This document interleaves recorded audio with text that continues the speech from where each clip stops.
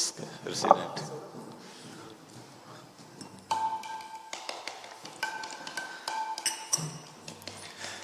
Jaya Radha Madhava Kunja Vihari Jaya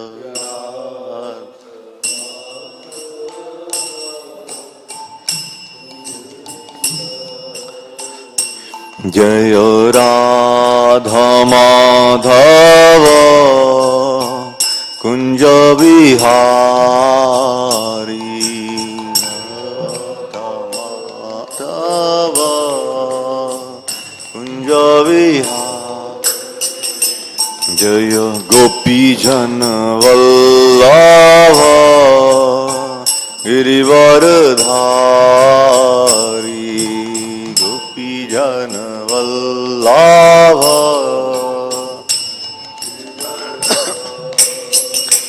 Jaya Gopi Jana Vallabha Girivardhari Gopi Jana Vallabha Girivardhari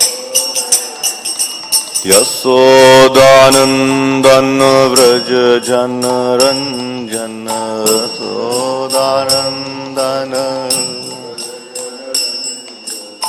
Yasodanandan Vraja Jana Ranjana Yasodanandan Vraja Jana Yasodanandan Vraja Jana Ranjana Yasodanandan Vraja Yamuna Tira Vanachari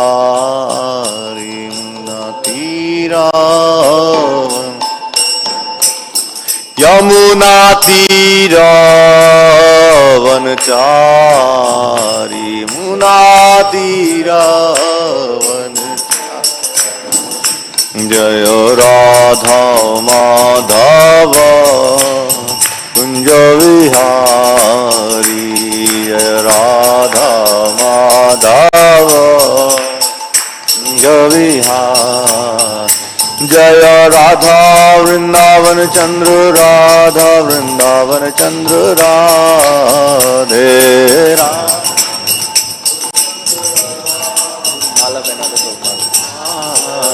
Jaya Nitai Gaurang Jaya Nitai Gaurang Jaya Nitai Gaurang Jaya Nitai Gaurang Nitai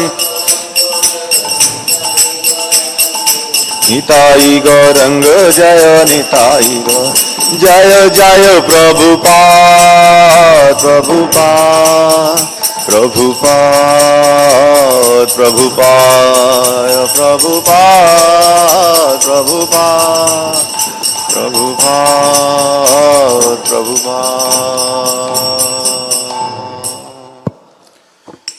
Jai Vishnupada Paramahansa Paribrajakacarya Ashtottar Shata Shri Srimad His Divine Grace Abhay Charanaravindra Bhaktivedanta Swami Srila Prabhupada Ki ISKCON Sanstapakacharya Savior of the whole world Jagat Guru Srila Prabhupada Ki Jagranthara Srimad Bhagavatam Ki Ananta Koti Vaishnava Vrinda Ki Namacharya Srila Haridas Thakur Ki Shri Shri Radha Vrindavan Chandra Ki Shri Shri Nitai Gauranga Ki Nitai Gaur Premanande.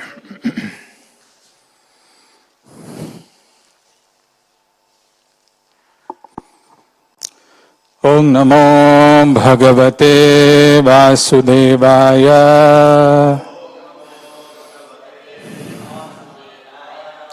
Om Namo Bhagavate Vasudevaya.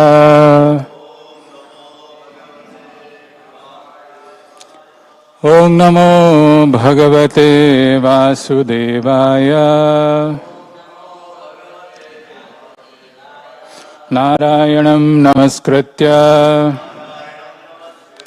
Naram Chaiva Narottamam Devim Saraswatim Vyasam Tato Jayamudiraye नष्टप्रायेषु अभद्रेषु नित्यं भागवत सेवया भगवती उत्तम श्लोके भक्तिर्भवति नैष्ठिकी. Reading from Srimad Bhagavatam, Canto 1, entitled Creation, Chapter 2, Divinity and Divine Services. Text number 27. Rajaha Tamaha Prakritayaha Rajastama Prakritayaha Samasilaha Bhajanti Vai Samasila Bhajanti Vai Pitrur Bhuta Prajesha Adin Pitrur Bhuta Prajesha Adin Shriya Aishwarya Praja Ipsavaha Shri Aishwarya Prajepsavaha Rajastama Prakritayaha Samasila Bhajanti Vai Pitrur Bhuta Prajeshadin Shri Aishwarya Prajepsavaha Rajastama Prakritayaha Samasila Bhajanti Vai Pitrur Bhuta Prajeshadin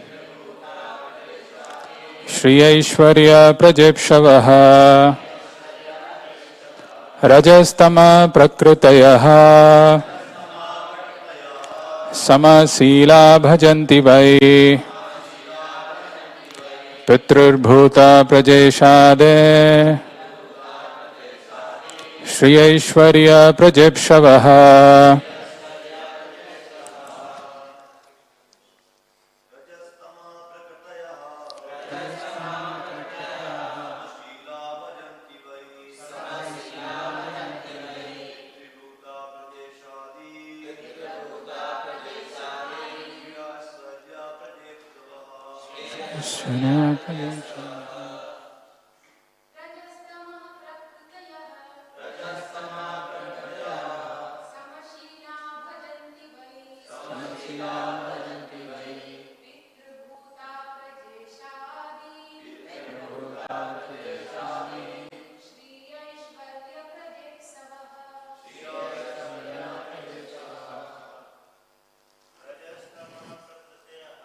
Rajastama Prakritayaha Samasila Bhajanti Vai Pitrur Bhuta Prajeshadin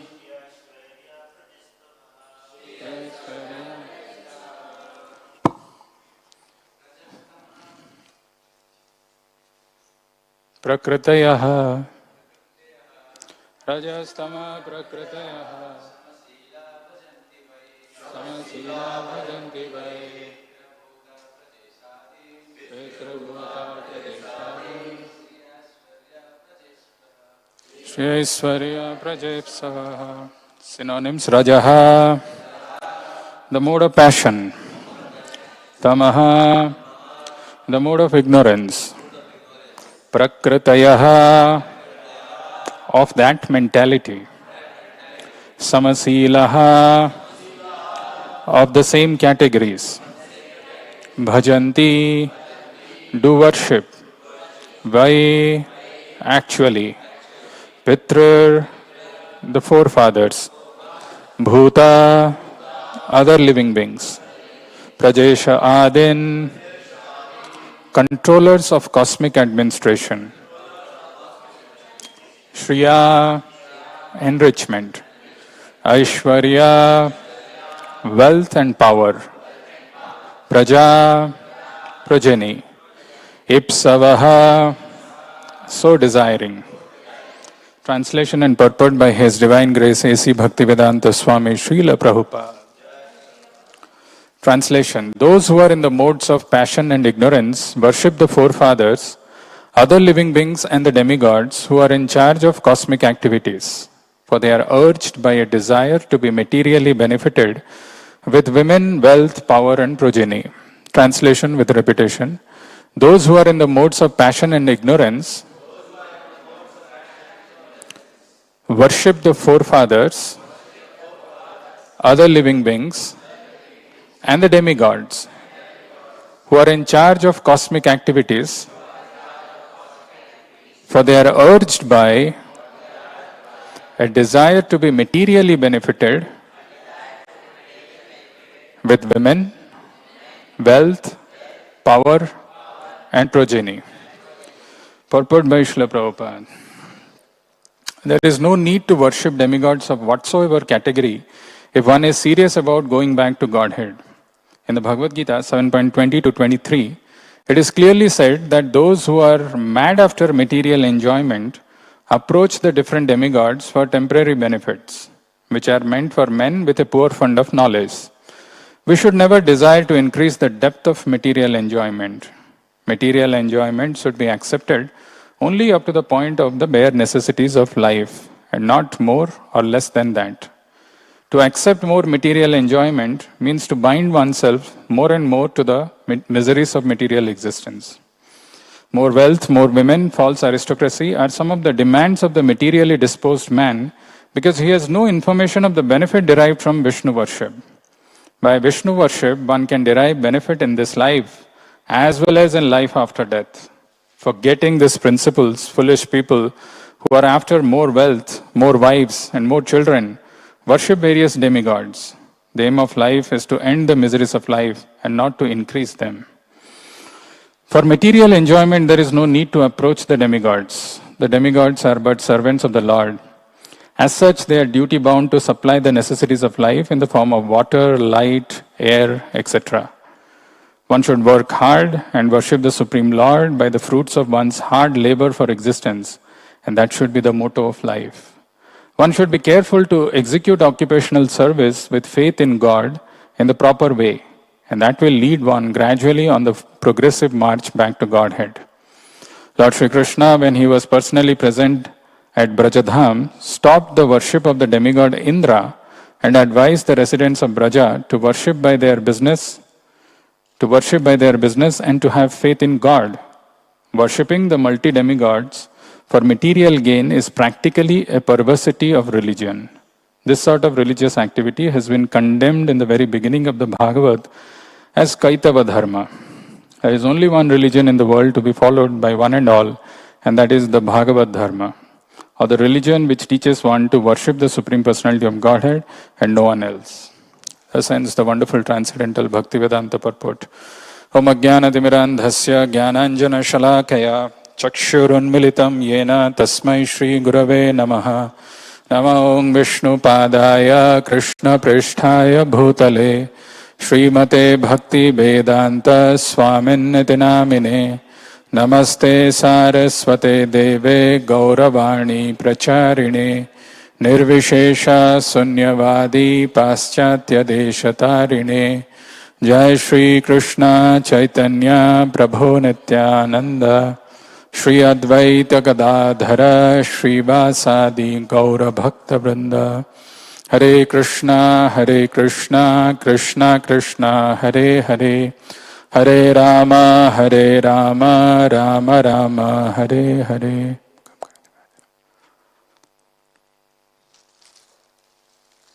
Hare Krishna. It's very happy to be amongst you in Vrindavan Dham and getting an opportunity to discuss Srimad Bhagavatam in the association of devotees. What else you can ask in life? It's a very beautiful verse. This verse comes in this chapter called Divinity and Divine Service. Bhagavatam, first canto, is entitled as Creation, and this chapter is especially answers to the questions which are raised by the sages of Naimisharanya. And one of the questions which was raised by them is Bhurini Bhuri Karmani. Bhurini Bhuri Karmani. I mean, the Vedic literatures are filled with so many departments, so many divisions. Ata Sara, what is the essence of those Vedic literature? Which can actually satisfy a living entity who's there trapped in this material world with this material body.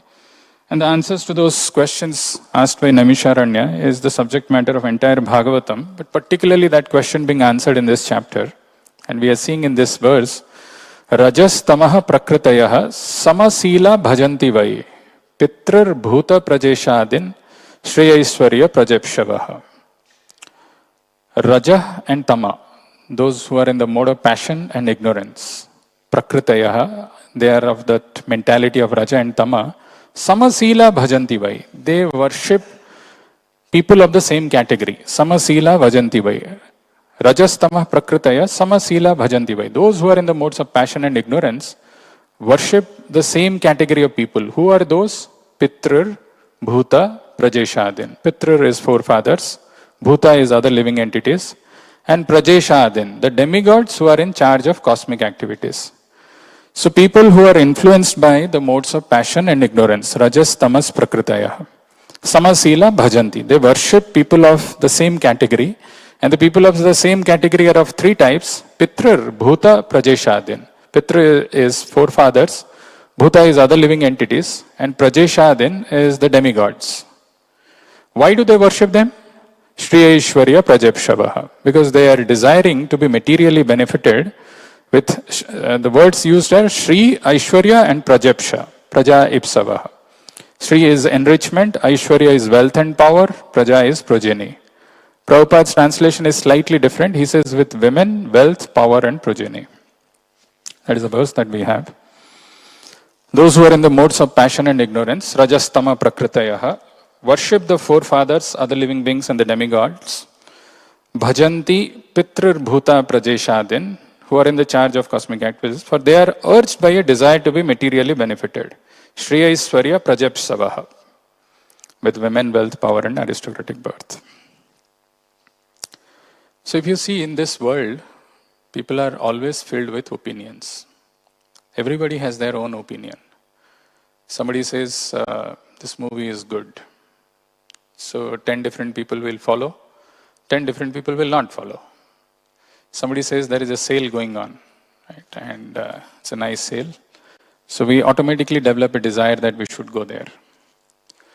In the 70s and 80s, there used to be a trend in Hollywood, which later on got percolated to Bollywood also, where the heroines, they used to have, these endorsements.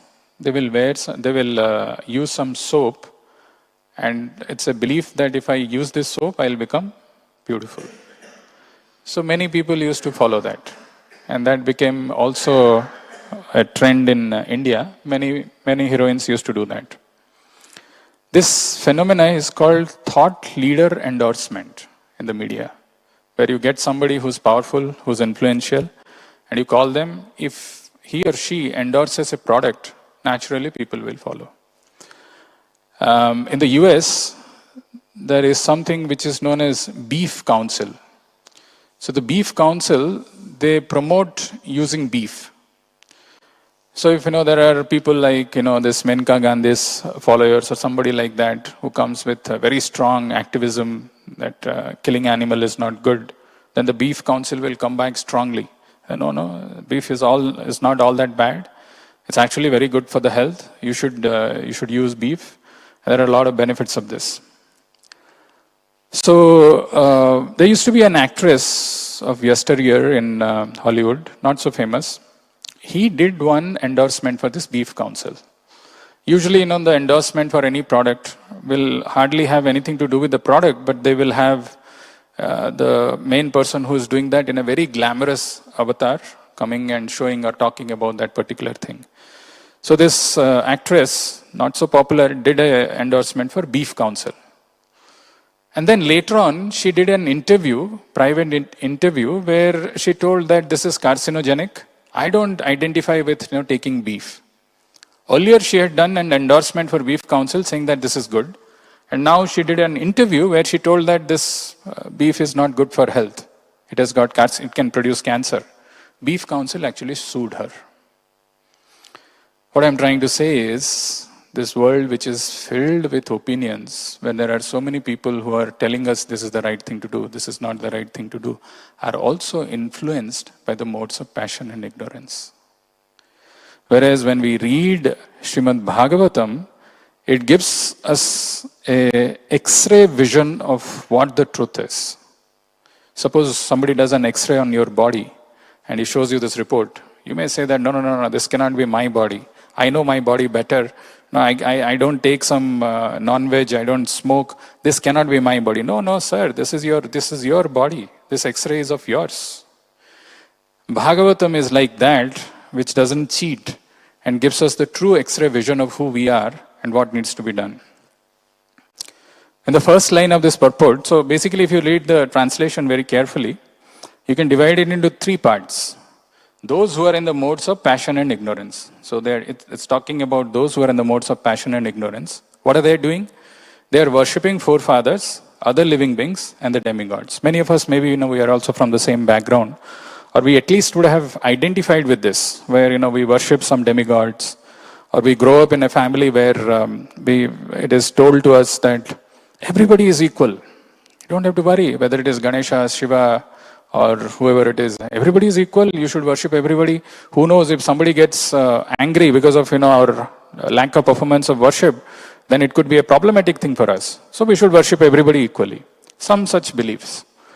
So those who are in the modes of passion and ignorance, they worship the forefathers, other living beings, and the demigods, who are in charge of cosmic activities. So passion and ignorance, who are in the modes of this passion and ignorance, they're worshipping these three categories of people: forefathers, other living beings, and the demigods who are in charge of the cosmic activities. Why they are worshipping them? The third thing that is mentioned is, for they are urged by a desire to be materially benefited with women, wealth, power, and aristocratic birth. If you remember in Bhagavatam, the famous prayers of Queen Kunti, there is one verse which comes there: Janmaishwarya Shruta Shribhir, Edhamana Madah Puman, Naivarti Avidhatum Vai, Tvam Akinchana Gocharam. Janma Aishwarya Shruta Shri. If somebody is trying to accelerate or improve his life based on these four things: Janma, which is birth; Aishwarya is opulence; Shruta is intelligence; and Shri is beauty. If somebody is trying to enhance his material life based on these four categories: Janma, Aishwarya, Shruta, Shribhir, Edhamana Madaha Puman. Mada is pride. Then it raises, it gives somebody that pride, because he's trying to say that I'm born in such rich aristocratic family, I've got so much of intelligence, I'm so beautiful. Naturally pride comes. Janma Ishwarya Shruta Shribhir Edhamana Madapuman Naibharti Avidhatum Vai Tvam Akinchana Gochara. So if such a person who is only obsessed, or whose only business in life is to accelerate or improve the condition of life based on these four parameters, he can't call out the Lord feelingly. Naibhartim Avidhatum Vai Tvam Akinchana Gocharam. The Lord is actually possessed by somebody who's possessionless. It's a very powerful thing. Doesn't mean that somebody has to be poor or impoverished, who's not materially attached. He may have all the material possessions, but he's not attached to them. The Lord is a possession of that kind of a person. And a person who is doing this four business, he can't call out the Lord feelingly. Naivahartam Avidhatum Vai Tvam Akinchana Gochara. The first line of the purport, Prabhupada says something which sums up what this verse is all about and what the purport is going to talk about. Prabhupada's first line of the purport is, there is no need to worship demigods of whatsoever category if one is serious about going back to Godhead. There is no need to worship demigods of whatsoever category. Maybe somebody very powerful, Chandra, Indra, Varuna, Vayu, Brahma, whoever that category is. There is no need to worship. For whom? If one is serious about going back to Godhead. Not just, you ask people who are in Krishna consciousness for a few days, we say that they are neophyte devotees or whatever it is, but if you ask them, what's your goal of life? Going back home, back to Godhead.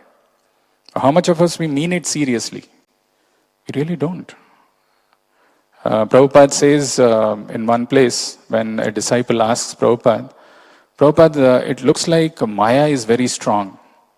And even though we want to go back home, back to Godhead, but we struggle here in this material world. Prabhupada's answer was, no, your desire to go back home, back to Godhead is not strong enough. Maya is not strong. It's our desire to go back home, back to Godhead is not strong enough. So Prabhupada's first line of purport is, there is no need to worship demigods of whatsoever category if one is serious about going back to Godhead. If our goal is really, we are serious about going back to Godhead, we don't need to worship. To illustrate this point, there is a nice story which comes in Bhagavatam of a king by name Khatwanga.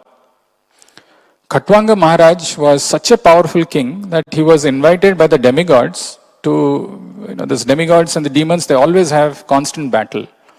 And sometimes some powerful kings from the earthly planets are invited to assist in the battle of demigods and the demons. Like Dasarath Maharaj also used to assist. So Khatwanga Maharaj was invited. He comes in the same Raghu dynasty, Khatwanga Maharaj. So he was invited to assist the demigods in the battle between the demigods and the demons. And the demigods became victorious. After that, Khatwanga Maharaj asked the demigods, the demigods said that we are ready to give you some benediction, you ask for anything. So the benediction which Khatwanga Maharaj asked was, how much time do I have? How much time is left? And apparently the demigods replied or answered that just one moment is remaining. So immediately Khatwanga Maharaj came down and he meditated on the Lord and he achieved the perfection. Point is, even the demigods could not give him deathlessness because they don't have that. They could only tell that there is one moment which is left. So if you are serious about going back to Godhead, this is something which is not lying with the demigods. This is there only with the Supreme Personality of Godhead. The previous verse which says, Mumuksava Ghora Rupan. Mumuksava is somebody who is desiring to achieve liberation. Ghora Rupan Hitva. They don't worship the ghastly forms of the material energy like Chandi, Durga. They don't. In Bhagavatam, there is a mention of another story of a very pure devotee of the Lord by name Jadabharat. So there were some worshippers of demigods, worshippers of Kali, who found that this person is completely niskriya, completely inactive, but very strong, very stout. And they thought that he's a good person to give him as a sacrifice to Kali. And they brought him. There were at least 4 or 5 of them, and they brought Jadabharat to offer him as a sacrifice for Kali. What happened there? Mother Kali came out of her ghastly form and chopped up the head of these dacoits. Kali herself, the worshippers of Kali, they brought Jadabharat to offer Jadabharat as a sacrifice for Mother Kali, but the form of the Lord, Kali, she came out of that form and she killed all those dacoits. So basically, the demigods cannot protect us from our sinful activities. They can't cut our sinful activities. Whereas the meaning of the word Venkata, Ven is sin, Kata is can cut. Venkata, the Supreme Lord can cut our sins. So the Kali, the ghastly form of the Lord, when she saw that a pure devotee of the Lord is being tortured, is about to get butchered or killed, immediately came out. She couldn't resist herself and killed all those dacoits herself. So that is why the verse is telling there is no need to worship the demigods of whatsoever category if one is serious about going back to Godhead. Prabhupada's magazine that Prabhupada used to publish is called Back to Godhead. Right? Though we understand, we hear this repeatedly, but our conviction, our action doesn't reflect that we are serious about it. That's why the word, if one is serious about going back to Godhead, there is no need to worship demigods of whatsoever category. And then Prabhupada goes on to speak about this. It is clearly said that those who are mad after material enjoyment approach the different demigods for temporary benefits which are meant for men with a poor fund of knowledge. If you read Bhagavad Gita very carefully, 7th chapter, there it is mentioned, Antavattu phalam tesham ye bhajanti alpamedhasa. Antavattu phalam tesham. People who are mad after sense gratification, they go after worshipping demigods, but the result is antavat. It is temporary. Who are mad after material enjoyment approach the different demigods for temporary benefits which are meant for men with a poor fund of knowledge. Alpa medhasa, who are less intelligent, who are who are just hankering after material sense gratification, who think that this is how they can enjoy their life, go and worship the demigods without realizing that this is temporary. Antabat tu phalam tesha. And it doesn't give you the highest benefit.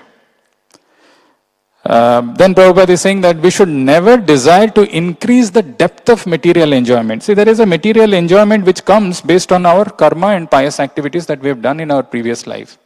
But we should not unnecessarily try to increase the depth of material enjoyment. Material enjoyment should be accepted only up to the point of bare necessities of life and not more or less than that. To accept more material enjoyment means to bind oneself more and more to the miseries of material existence. Now, this is a very, very important verse. This is a very important statement which Prabhupada is saying. To accept more material enjoyment means to bind oneself more and more to the miseries of material existence. There is a very nice verse which comes. It says, Asanam manushyanam kaschid ascharya shrinkhala yatha baddha pradhavanti muktaish tishtanti kutrachit. It's a very powerful verse. I don't know how many of you know this. Asanam manushyanam kaschid ascharya shrinkhala. Shrinkhala is a shackle. So asa is a desire. Desire is that invisible shackle which binds one. Asanam manushyanam kaschid ascharya shrinkhala. Now imagine if a person is bound. Suppose you are bound, Srinidhi. Will you be sitting in one place or will you be running? You are bound completely. You will sit. But this is a different shackle, it's an invisible shackle when it is completely bound. Asanam manushyanam kaschid ascharya shrinkhala yatha baddha pradhavanti. When it is bound, somebody is running. And when somebody is free from that, muktai tishtanti kutrachit. He sits in one place. What that means is, if we have more and more desires, if we have strong desires, we are bound by that, we are running, we are trying to chase and we are trying to fulfill. And the more we are trying to chase and fulfill, the more we are getting bound. But somebody who's free from those shackles, he's sitting quietly. Yatha baddha pradhavanti mukta tishtanti kutrachit. Bhagavad Gita also talks about this in many ways. Yatato hi api kaunteya purushasya vipaschitaha indriyani pramathini haranti prasabham manaha. Yatato, yatna is in Sanskrit a word, or in Hindi also it is used, where somebody is endeavoring, who is trying. Yatato hi api kaunteya purusasya vipaschitaha. Vipaschita is a man of discriminating knowledge. Not somebody like us who just go carelessly, we don't care about Maya, we just think, what is there? One thought has come, no, it's okay. Even if I don't hear Bhagavatam one day, how does it matter? I come to temple on Sundays, I do some service, I hear, that's good enough. That's more than enough for me. Some kind of complacency when we have. Yatato hi api kaunteya. But even for a person who's a man of discriminating knowledge, vipaschitaha, and he's endeavoring to control his senses. Yatato hi api kaunteya purusasya vipaschita. Indriyani pramathini. These maddening senses are so impetuous, so difficult. Haranti prasabham mana. Haranti is to kidnap. Suppose some people come to loot you. You are going alone in the streets of Vrindavan. Maybe it doesn't happen, but it happens very commonly in the US. Some robbers, some people who come and they point gun at you. You're at the gun point. Whatever you have to give it. You don't have a choice.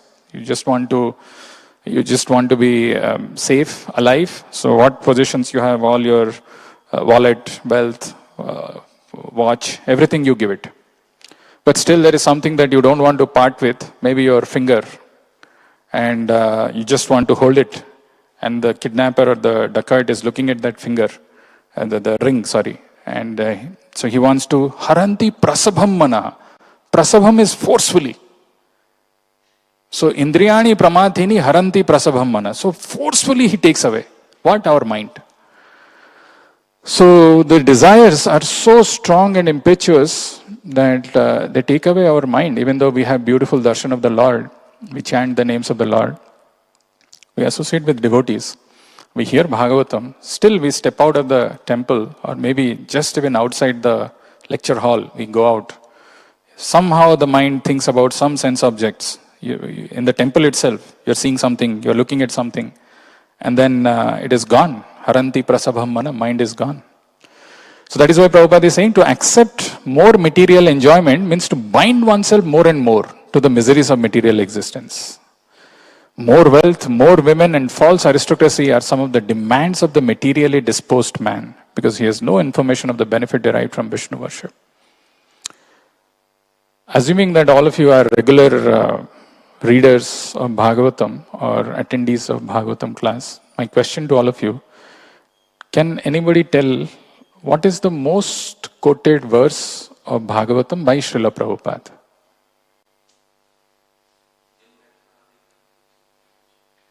Yan maithunadi grahamedi sukkhamitucham. No. Kandu yanena. Close, but not the right one. Any other guess? Sorry? Ishvara Paramakrishna is a Brahma Samhita verse. I am talking about Bhagavatam.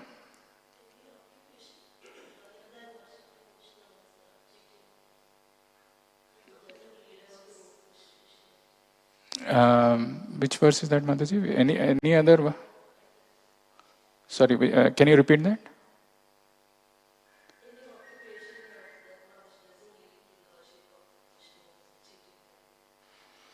You're mixing few things. Of course, the second verse is Dharma projita kaitavo atro paramo nirmat saranam satam vedyam vastavam atra vastu sivadam tapatrayo unmulanam Srimad Bhagavata Mahamani krite kimba parer ishvara sadyo hridiyavaruddhyate atra kritivi shushrushubi tatshanat. So any other religion, I mean, keeping aside all this cheating religion, Bhagavatam is talking about something which is Vedyam, Vastavam, Atra Vastu Sivadam, Tapatraya Unmulanam. Not that one, but it's a very famous verse. Want to guess? Go for it. There's nothing. I mean, Bhagavatam is 18,000 verses, right? So you can name anyone. Savai pumsam paro dharmo yato bhaktir adhokshaja hetuki apratihata yenatma suprasiddhi. That is the fifth most quoted verse by Prabhupada. So you are there, but not the first one, not the topmost. Nashta prayeshu abhadreshu nityam bhagavata sevaya bhagavati uttama shloke bhaktir bhavati naishtiki. By regular attendance in classes on Bhagavatam and by rendering service to a pure devotee, all that is troublesome to the heart is almost completely destroyed. And loving service to the personality of Godhead, who is praised in transcendental songs, is established as an irrevocable fact in our heart. No, that's not the one. Of course, that is the one which we all quote before reading Bhagavatam, before having the Bhagavatam class. But that's not the one. The verse is related to what we are reading. That's why I'm asking. Otherwise, there is no point, just trying to something quote. So the next line of the purport, okay, let me read that line. Maybe it's a hint, it's a clue, you'll be able to guess. So Prabhupada is writing, because he has no information of the benefit derived from Vishnu worship. By Vishnu worship, one can derive benefit in this life as well as in life after death. Does it strike a bell? Does it ring a bell? Okay, another clue. This is in the 7th canto of Srimad Bhagavatam in the prayers of Prahlad Maharaj. Puna punascharvita charvananam. No.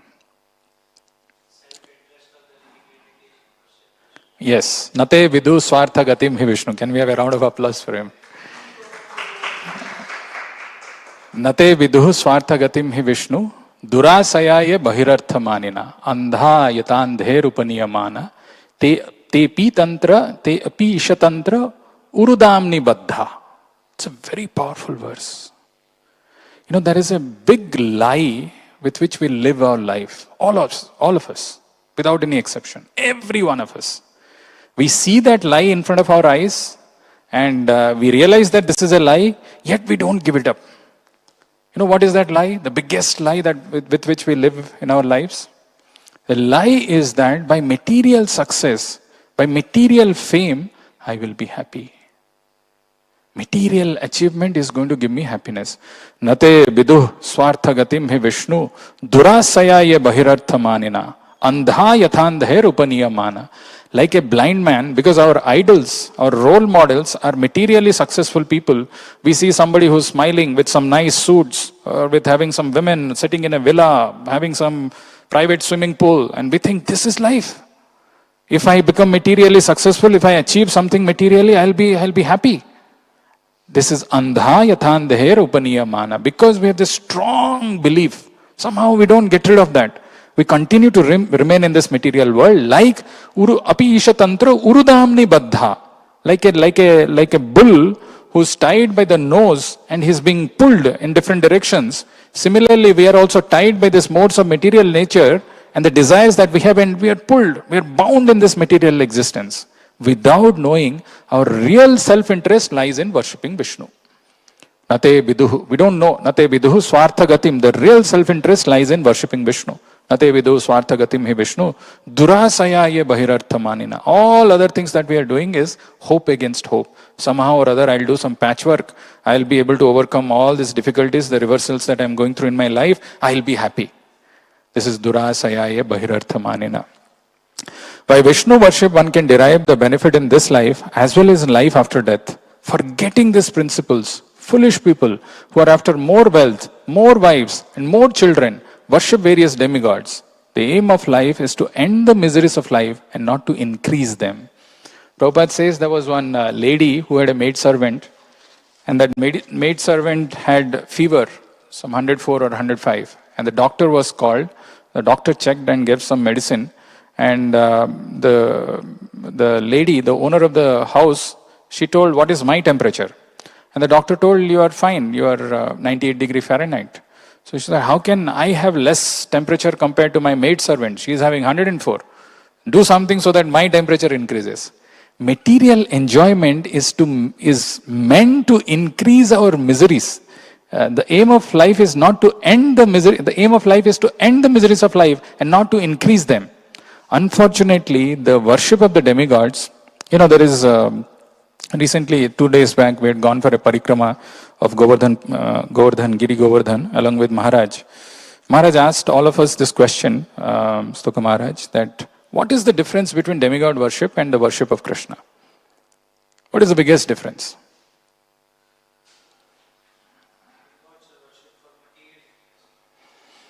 Okay.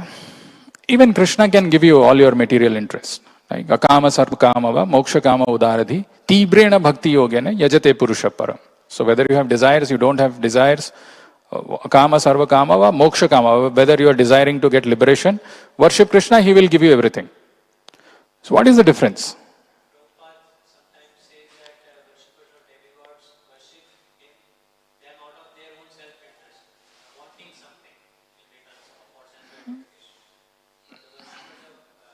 Krishna.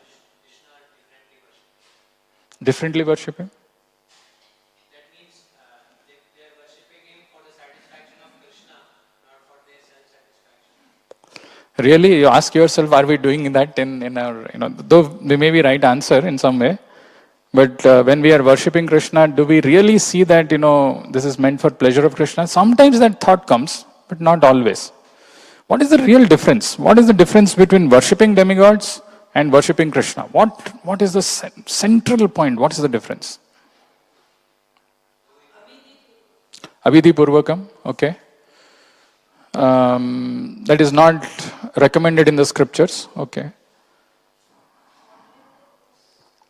Watering the roots, yes. If you serve Krishna, everything else is satisfied. But what is the difference? Somebody is worshipping the demigod, somebody is worshipping Krishna. What is the central point of difference?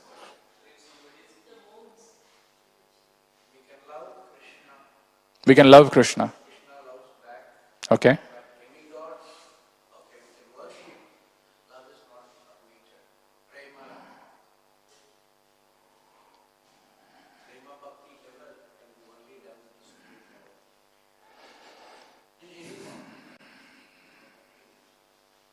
Okay. Worshipping Krishna, material life ends. And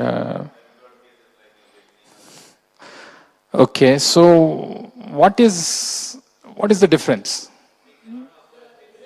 They cannot offer liberation. They are temporary. Antavad, we saw that. Actually, the biggest difference, the central point, the difference in the worship of demigods and the worship of the Supreme Lord is, Supreme Lord always sees the ultimate benefit for the living entity. Whereas the demigods, they give whatever, like for example, if you have money, and you go to a medicine store and you ask for poison. The medicine store owner will not, ask, why are you taking poison? Because you have money and you are taking that, he will give it to you. He will not have this consideration that this is bad for you, you may die. Those things are not there. So like that, the demigods, when you go with some material desires, they immediately will fulfill. Whereas Krishna sometimes may fulfill, may not fulfill, seeing whether this is ultimately beneficial for you or not. This is the biggest difference. Anybody who worships Krishna, as mentioned in Bhagavad Gita, Bhoktaram Yagyadapasam, Sarva Loka Maheshwaram, Suhridam Sarva Bhutana. He's our biggest well-wisher. He's not seeing your temporary benefits. Sometimes, that's why people don't worship Krishna, because the desires may not get fulfilled. And they feel that, Krishna is not sanctioning my desires. But he is seeing it from the ultimate beneficial point of view. He sees that ultimately, if this desire is fulfilled, this jiva will get trapped. So he doesn't sanction many times. That's the difference. So the aim of life is to end the miseries of life and not to increase them. For materially enjoyment, there is no need to approach the demigods. The demigods are but servants of the Lord. As such, they are duty-bound to supply the necessities of life in the form of water, light, air, etc. If you read the 3rd chapter of Bhagavad Gita very carefully, Krishna mentions that at the time of creation, there were 2 kinds of living entities who were created. The cosmic administrators, the devatas, and the living entities. And there was this sacrifice which was created at the time of creation itself. So if you see that verse, Annad bhavanti bhutani, parjanyad anna sambhava. So we subsist on grains. The grains are coming from the rains. And the rains are coming by satisfying the demigods, by doing sacrifice. Sacrifice is meant to make this place sacred, meant to make our life sacred. So by doing the sacrifice, when we do our prescribed duties, when we do our sacrifice, the demigods get satisfied and the demigods bless us. It's like, you are living in a state or a country, you pay taxes and the government gives you your necessities. Like that, the demigods are the cosmic administrators. They supply all our necessities when we do our prescribed duties. It's only when we don't do our prescribed duties that it leads to all kinds of problems.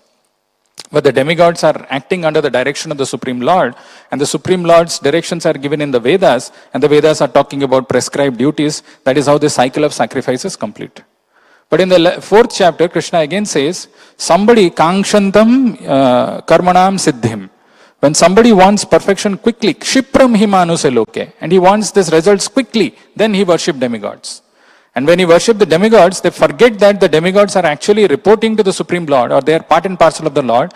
And in this process, the cycle of sacrifice is broken, their understanding is broken, and they go ahead with this, just one goal of fulfilling their material desires.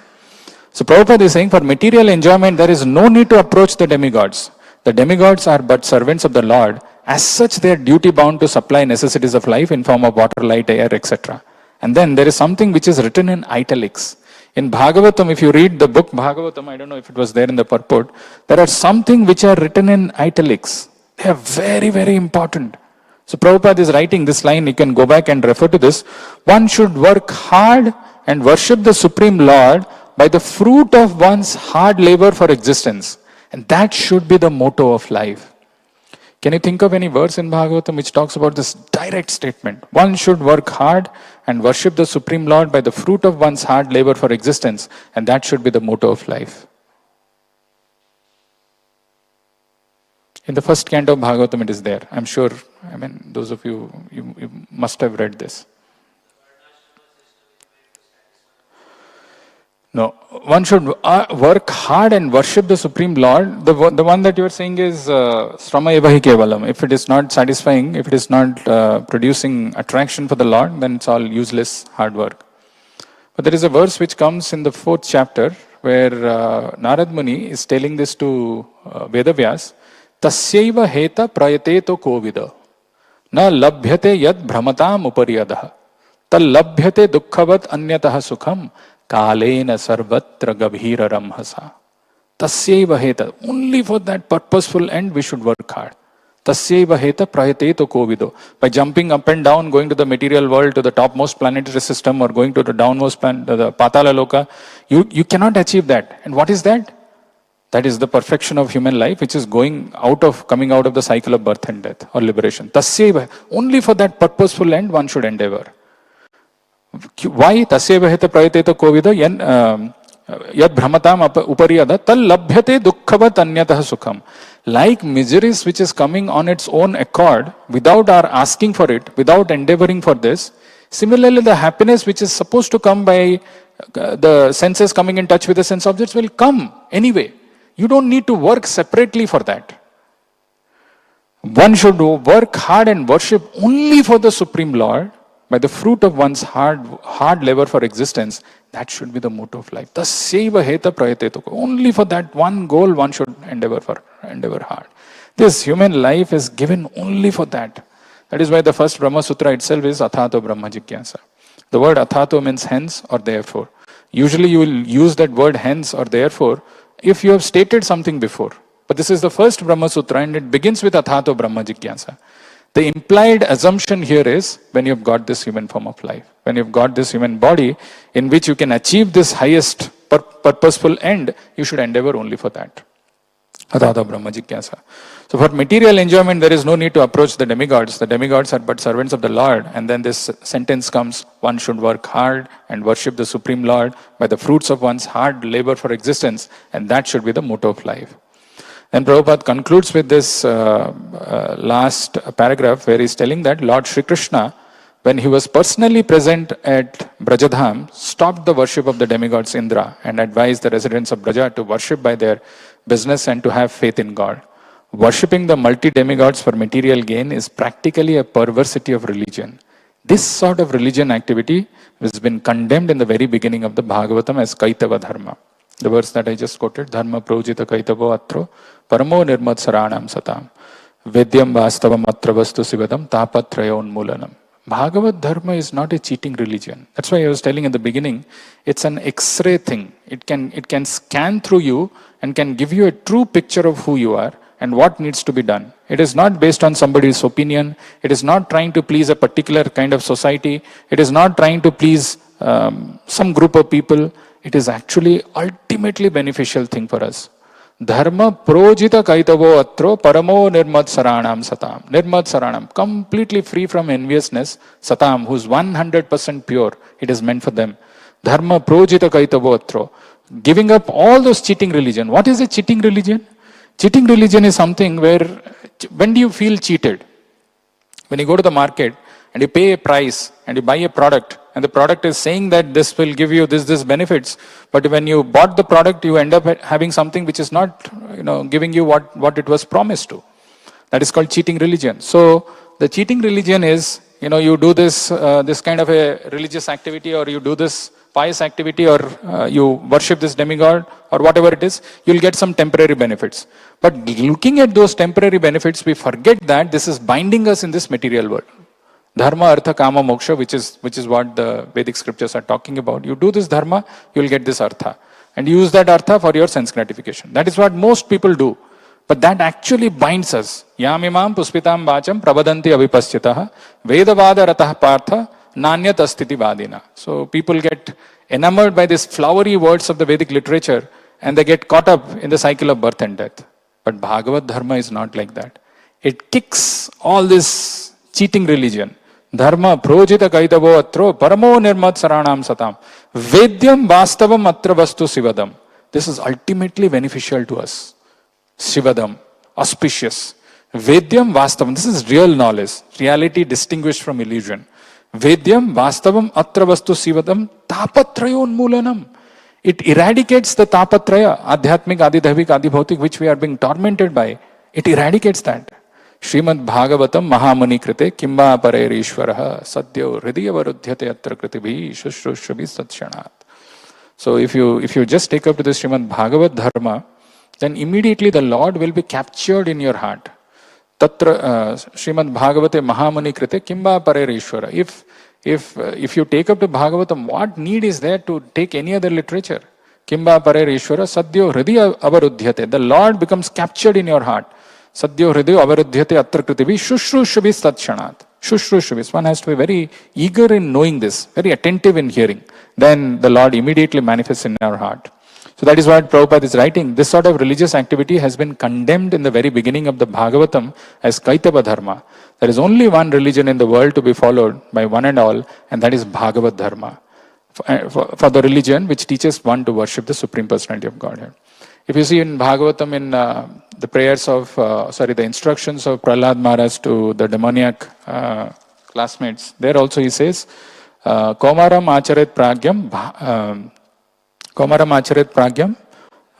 dharman bhagavataiha. So Bhagavata Dharma. So same Bhagavat Dharma is mentioned there. So these are some of the important points from this verse. If anybody has any questions, comments, or violations. Yes, please. Kaitava Dharma. I do not understand much about it. We are talking about Bhagavad Dharma and Kaitava Dharma. That is what I was trying to say. Kaitava is cheating religion. So suppose you, like I was giving the example, you buy a phone. It says it's iPhone. And you paid some money to buy that, only to realize that it is not iPhone, it is something else. So you've been cheated. Dharma, when you do religious activity, it is meant to dharmasya natho arthaya upakalpated. Dharmasya hi apavargasya. If you practice religious principles, if you are following the religious principles, it is meant to give you apavarga. It is meant to give you liberation from the cycle of birth and death. Dharma is not meant to do artha. But most of the Vedic literatures talk about doing some religious activities to get some material benefits, artha, or economic prosperity, with which you can do sense gratification. But they don't tell that when you engage in these activities, you get bound by the karmas that you are performing. A simple example which Prabhupada gives in one place is, like, if you have a jackfruit, and the jackfruit, if you have to cut it open, how much of things in the jackfruit are unnecessary? There are many things which you have to discard. You can't eat those. Only those kernels, which has got the seed, that only you can take. So like that, the Vedic literatures, 90% of them talk about karma kanda. 9% talk about jnana kanda. The remaining 1% is what is the upasana kanda, or the bhakti, which is hidden somewhere in that. So that is the Kaitava Dharma which we have to give up. And the Bhagavad Dharma is Savai Pumsam Paro Dharma Yato Bhakti Radhokshaje Ahetuki Apratihata Yanatma Suprasidati. Savai Pumsam. Vai is certainly. That Dharma is Paro Dharma. Savai Pumsam Paro Dharma. What is that? Yato Bhakti Radhokshaje. When we engage in the devotional service to the Supreme Lord, Adhokshaja, who is beyond the perception of our senses, causelessly, Ahetuki, Apratihata, uninterruptedly, Yanatma Suprasidati.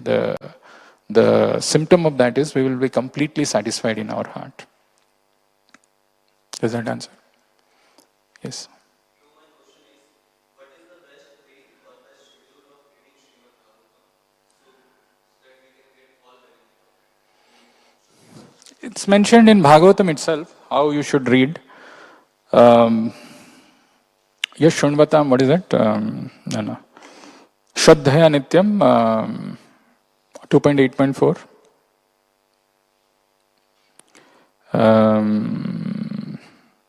Does anybody remember? Sorry. There's a very beautiful verse in Bhagavatam which talks about how we should read. That's 2.8.4. Shrunvata Shraddhaya Nityam. Shrunvata Shraddhaya Nityam Grinatascha Sucheshtitam Kalena Nati Dirghena Bhagavan Vishate Hridi. Shrunvata Shraddhaya Nityam. So the word that is used there is, you have to hear Bhagavatam, but you have to hear it with Shraddhaya. And Shraddhaya is not faith. Prabhupada uses the word toward meaning as with earnestness. Shrunvata Shraddhaya Nityam. Nityam is regularly. And Prabhupada writes, comma, always. You can hear regularly. Every Sunday you can come and you can hear Bhagavatam. That's not hearing Bhagavatam regularly. Regularly, comma, always. Shrunvata Shraddhaya Nityam. Grinatascha Cheshtitam. You have to take this matter seriously. We come to Bhagavatam class, often we feel sleepy. We feel drowsy. We do it as a formal thing, like a formality or a duty.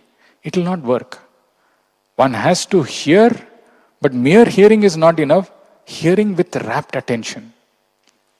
If you read the purport of first canto, third chapter, last verse, there also Prabhupada talks about how should you hear or read Bhagavatam? How should you associate? Very, very important actually, that verse, the purport. Important points in that is, somebody, sometimes they hear Bhagavatam from professional reciters. They make it very interesting and attractive. Music, this thing, people will start crying. They think that is hearing Bhagavatam. Professional reciters, if you hear Bhagavatam, it is not going to help you in any way. Second thing is, if it is coming from a Mayavadi speaker, then, Sappo Chishta Payottamam. So if the milk is touched by the snake, it is not going to work. So you have to hear from someone who's coming in parampara. That is clear. So so far so good, but then Prabhupada writes in the purport, mere hearing is not enough. You have to hear with proper attention. Mind you, this word attention is a function of our intelligence. You send two people to same place to look at the things, to observe things, they may come out with different observations, depending upon what they are looking at or what they are trying to find out. Somebody may say that, oh, this some room, it has got some vents, and it has got high ceilings, there are fire hydrants. Somebody can say that there is Prabhupada's DT, there are devotees who are sitting, this is used for Bhagavatam class. Same room, different observations. Somebody looks at your face, he may say that maybe you are a South Indian, North Indian, something. Whereas a doctor, when he looks at your face, he will say something else. Same thing. But based on the attention, somebody is seeing differently. So Prabhupada says, attention is a function of our intelligence. And for a devotee, as we know in Bhagavad Gita, Tesam satata yuktanam bhajatam priti purvakam dadami buddhi yogam tam yena mam upayantite. Somebody who's engaging in devotional service, I give him continuously, I give him the intelligence by which he can come back. So that purport of that verse, Prabhupada uses that one can see Krishna face to face in the pages of Bhagavatam. But this is a mystery. Why it is a mystery? If somebody doesn't see it with attention, he doesn't have the right intelligence, it will look like some text. It will appear some English alphabets which are written. But if our attention is there, then we can see Krishna on the pages of Bhagavatam. Then Prabhupada goes on to say in that verse that the attention of mind, the attention comes when our mind is controlled. If mind is not controlled, attention will not come. Mind is controlled when our activities are regulated. Activities are regulated when we are following the four regulative principles properly. So if you see, if somebody is negligent about the four regulative principles, callous, careless, one thing I'm not doing, no, what is the big deal? No, if that is the problem, then activities are not regulated, not controlled. If activities are not controlled, then mind is not controlled. If mind is not controlled, then we can't give attention. If we can't give attention, this will remain as a text. Ultimately, the knowledge of Bhagavatam, unlike the material knowledge, has to be revealed in our heart. Divya Gyan Hriday Prakasito. This is not something which I can read, cram, memorize, and then I'll know everything. No. It's only by the mercy of the Lord, when the Lord wants, this will be revealed. Somehow or other, if we get that attention, when we hear Bhagavatam, I am going to learn something. What I am going to learn, this is going to help me. I am going to apply it in my life. With that mood, when we sit in the Bhagavatam class, the hearing will be so good. And then we will make tremendous progress. But when it becomes a formal, this person, what is he going to speak? Oh, what he is going to speak is not important. The thing is, it is going to be discussed in an association of devotees. And when the subject matter of Bhagavatam is discussed in the association of devotees, there is a potency which gets released. Satam prasangan mama birya sambito bhavanti hritkarna rasayana. Mama birya. That birya is the potency of the Lord which gets released when Satam Prasangan, in the association of devotees, Mama birya prasanga, Mama prasanga. When it is discussed, then the birya is released. That helps us. So we need to have attention, and it is very, very important to hear Bhagavatam in association of devotees. Something magical happens, which cannot be described in words. Only when people attend and hear, that's why Nityam Bhagavata Sevaya. So that potency gets released, and that makes us advance in spiritual life.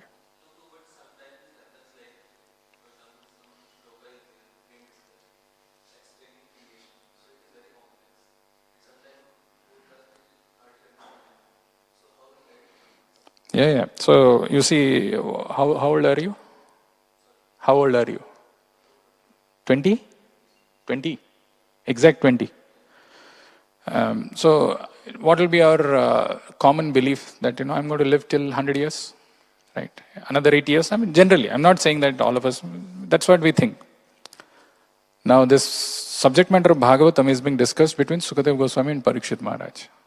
Parikshit Maharaj had exactly 7 days. Time is ticking, tick, tick, tick, tick. 7 days, 7 nights. But Sukadeva Goswami didn't directly jump into the 10th canto of Srimad Bhagavatam.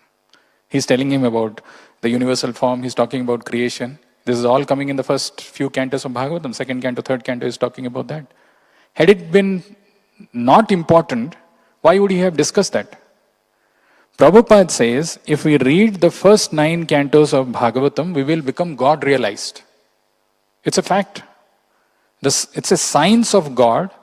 Unless you understand the Aishwarya Bhav, who the Lord is, the intimate pastimes of the Lord will not make sense. We can't appreciate that. The childhood pastimes of the Lord with gopis, our mind will get bewildered. Hey, who is a small child doing all kinds of naughty things? We are talking him about we are considering him the Supreme Lord. So to go through this first 9 cantos very, very rigorously, even though my mind is saying that kya hai creation, kya hai, when we go through that, we understand the true position of the Supreme Lord. Janma karma chame divyam evam yo vetti tattvataha. One has to know the Lord in truth. Not this thing, Krishna, Gopal, my Bal Gopal, some sentimental. No. That tattvataha, knowing that the Lord in absolutely, philosophically, the supreme absolute truth, in truth, totality, can come by going through the first 9 cantos of Srimad Bhagavatam. We are actually fortunate. We have a lot of time. It's just that our mind, which is the trickiest thing, which says, isko kya padna hai? I'm not getting anything out. No, everything is there in that. Systematically, when we go through the first 9 cantos of the Bhagavatam, Prabhupada says we will become God realized. You can convince anyone. No, what this demigods worship and all. It's all simply because of the influence of the modes of passion and ignorance. Because in the Kali Yuga, Kalau Sattva Harams Rajam. When Vedavyas was seeing that Kali Yuga, the Sattva Guna is going to go down. Getting up early in the morning itself is a challenge. Sitting in Bhagavatam class is a challenge. This is right, this is a fact, right? We don't have to, we know our position. So that's why this ignorance and passion is, this theater, they will have this fog machine where they'll throw this fog to make some kind of special appearance or look or something. Like that, there is constantly there is passion and ignorance thrown at us.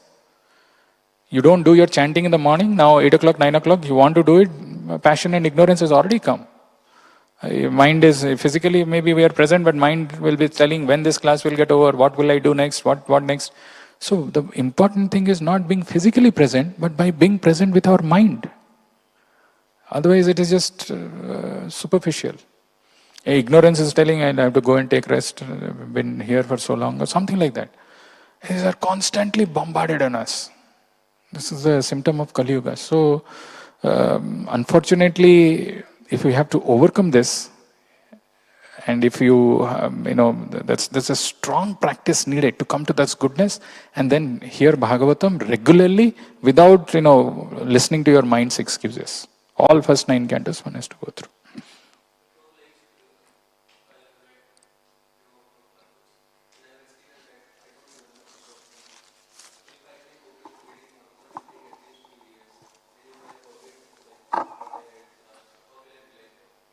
Yeah, you don't worry. Prabhupada himself says when he used to hear his spiritual master Bhaktisiddhanta Saraswati Thakur, many things he was not able to understand.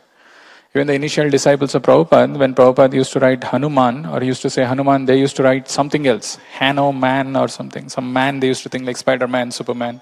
Santan they used to write Sanatana Goswami. But they all became disciples of Prabhupada. So, all these mental blocks that we have, I'm not able to understand. What is the point reading? All excuses of mine. Those questions will get answered if you have faith, because this is non-different from the Lord. Idam Bhagavatam Namam Puranam Brahma Samhitam. Not different from the Lord. When He incarnates in the form of a book, it is Bhagavatam. So even if you have doubts, even if you have some questions you are not able to understand, continue reading sincerely. Every day, associate. Then, that will be revealed in the heart. Divya Gyan Hriday Prakasita. Actually, a guru is known by his Vani. Not by his instructions. And it is an opportunity for us, if we are sincere disciple of Srila Prabhupada, we should associate with his instructions. We should follow his instructions. So painstakingly Prabhupada has written this. And it is made in so accessible way, any fool, any condemned goddamn person can understand this. So nicely written. Provided we are reading with attention, we are studying it, worshipful reading, if we are doing, it will be revealed. So one has to have patience, faith, conviction in the process and do it. It will work.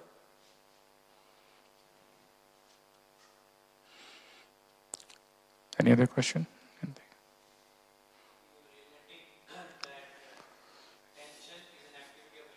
It's a function of intelligence.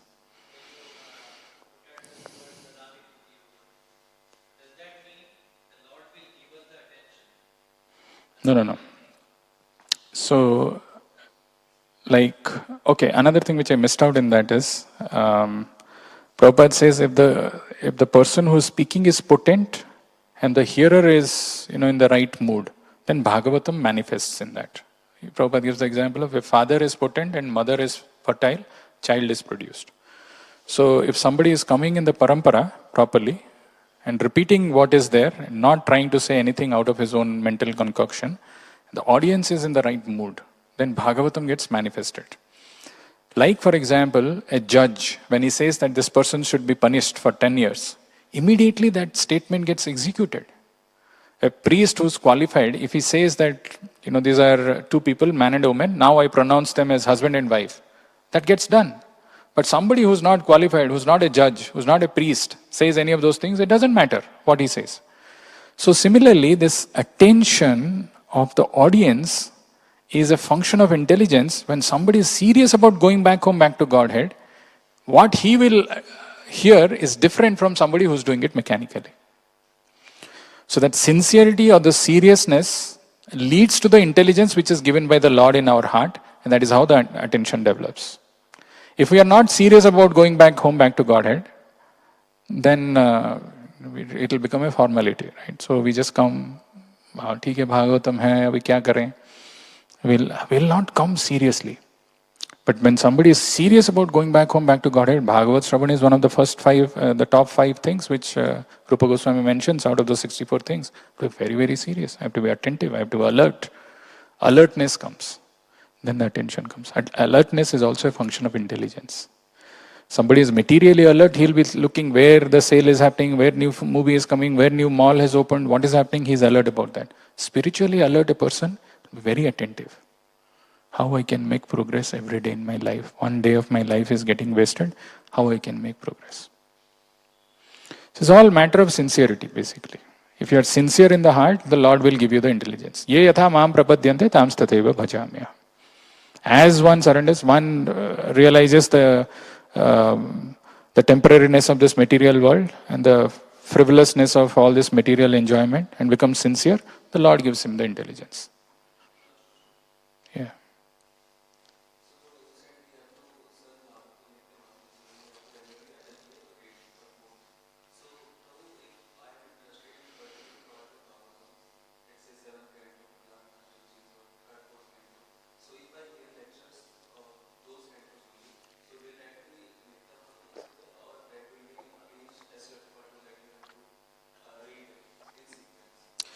No, hearing cannot be substitute for your reading. You can hear. Some Narasimhadev's appearance is there, you will hear a lecture on Narasimhadev or 7th canto. Doesn't mean that you will substitute your reading with that hearing. Both are needed. Or Swadhyaya is the adhyan or the study of the self, which I have to do. Hearing is also necessary. Hearing is an important thing. But I can't take that as an excuse and not read. Say that I'll hear something from here, from there, from this thing. To continuously study, which is an austerity. But remember, mind gives excuse. Vani of the spiritual master, when we are trying to follow sincerely, that is the austerity for us. Which is more important, to hear to your mind or to please the Guru by following his instructions, which is given in this form of these books. So when we contemplate on those ideas, naturally we will read. Not for the sake of reading, for pleasing Prabhupada, for our own benefit, for our own improvement when we read in a prayerful mode. This gets revealed. It's very simple. We'll stop here. Granthra Srimad Bhagavatam ki jai, Srila Prabhupada ki, Nitai Gaur Premanande. Hari Hari Bol. Hare Krishna.